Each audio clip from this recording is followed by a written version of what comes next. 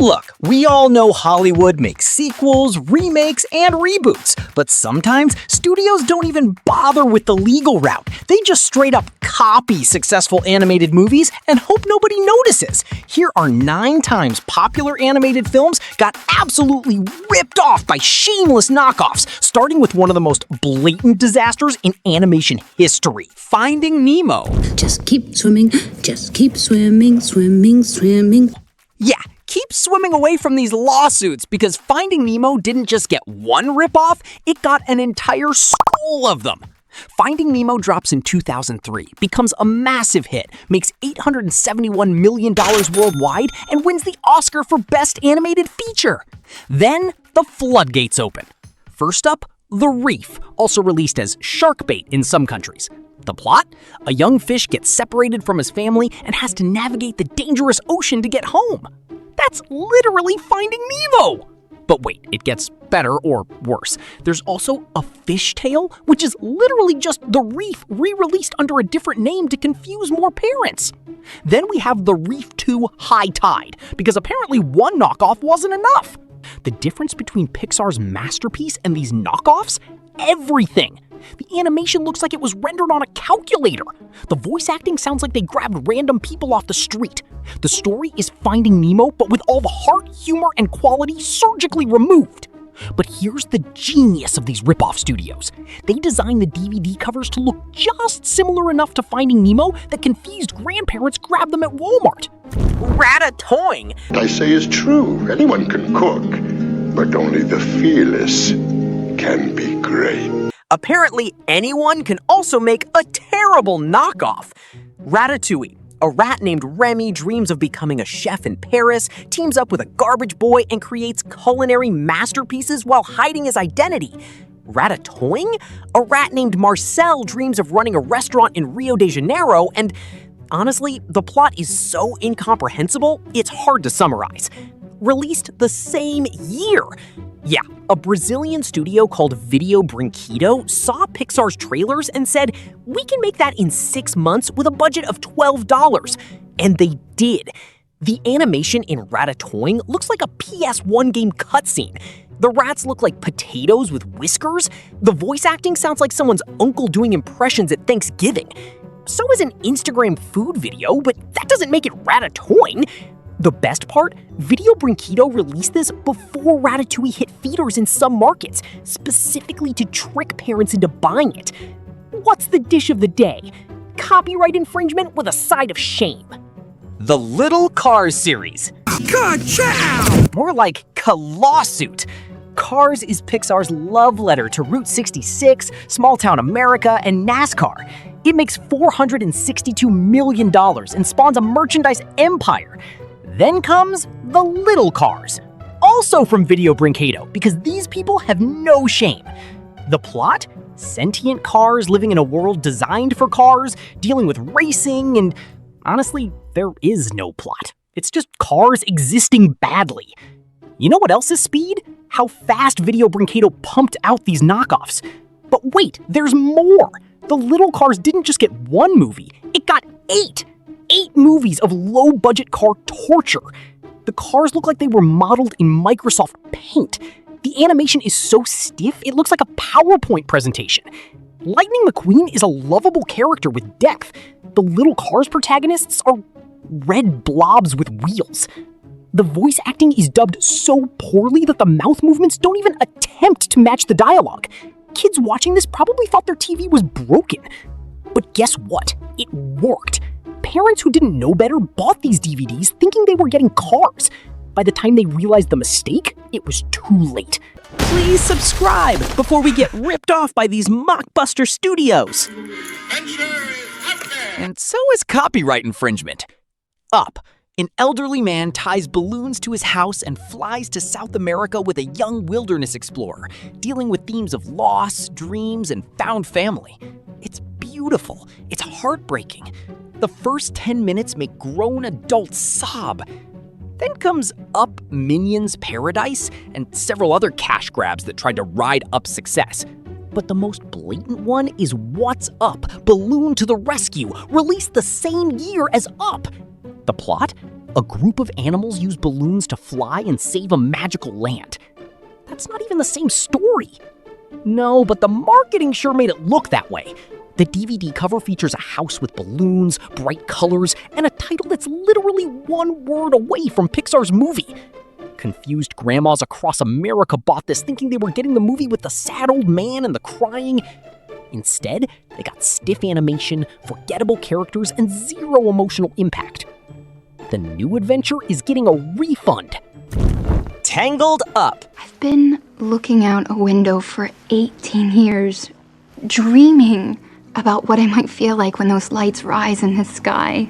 And knockoff studios have been looking for opportunities to scam people for just as long. Tangled, Disney's expensive, gorgeous retelling of Rapunzel with incredible animation, great music, and a story about freedom and self-discovery. Budget, $260 million. Box office, $592 million. Then comes Tangled Up, also known as Rapunzel in some markets, from, you guessed it, our good friends at the Mockbuster Studios. This is the story of how creativity died. The plot is technically Rapunzel. Girl in tower, long hair, wants freedom, but the execution? It's like watching someone describe Tangled over a bad phone connection while you try to animate it with a broken laptop. Rapunzel looks like a Bratz doll that melted in the sun. Flynn Rider is replaced with a prince whose personality can only be described as exists. The witch isn't menacing, she's just poorly textured. I have magic hair that glows when I sing. This knockoff has hair that barely moves when the character walks. The songs, forgettable. The animation, terrible. The story, it's Rapunzel, so they couldn't screw it up too badly, but they certainly tried. But again, the DVD cover looks just close enough to Tangled that rushed shoppers might grab it by mistake. Best day ever! Worst purchase ever. The Snow Queen. Let it go, let it go. These rip-off studios really should let it go, but they won't. Frozen, Disney's mega hit about sisterly love, ice powers, and letting go of fear. It makes $1.28 billion and becomes a cultural phenomenon. Every parent on Earth knows the songs. Every child owns the merchandise. It's inescapable. So naturally, knockoff studios smell blood in the water. First, the Snow Queen from Wizard Animation. Actually released before Frozen, but marketed heavily after Frozen's success to capitalize on the confusion. Wait, they made it before? Technically, yes, but they re-released it with new covers that looked suspiciously similar to Frozen's marketing. Then there's Frozen Land, The Ice Princess, and literally dozens of other Snow Queen movies that flooded the market. Do you wanna build a snowman? No, but apparently everyone wants to build a knockoff. The animation quality ranges from direct to VHS in 2001 to student project made in 2 weeks. None of them have songs anywhere near as catchy as Let It Go. None of them have the emotional depth of Anna and Elsa's relationship. But they all have covers featuring pretty girls in blue dresses with ice powers, hoping parents will grab them without looking closely. The most insulting part, some of these knockoffs worked. Parents bought them, kids watched them, and then everyone was disappointed because no amount of similar packaging can recreate Disney's magic.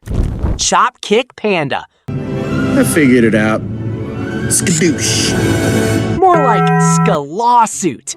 Kung Fu Panda, DreamWorks' martial arts masterpiece about an unlikely hero, featuring gorgeous animation, stellar voice acting from Jack Black, and genuine heart.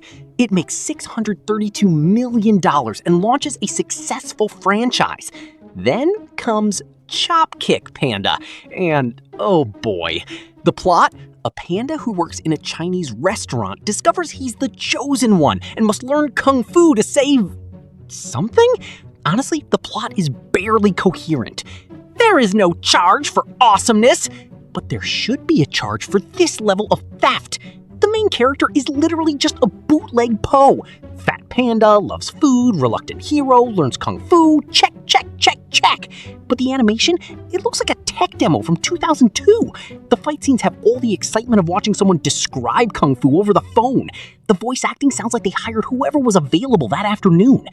Po is lovable because he's earnest, clumsy, and genuinely wants to prove himself. Chopkick Panda's protagonist is there. He exists. That's about it. So there you have it. And here's the thing. This isn't just about bad movies existing. Bad movies exist all the time. This is about intentional deception. These mockbuster studios, companies like Video Brinkado, Sparkplug Entertainment, and The Asylum, have a specific business model. Wait for a major studio to announce a big animated movie.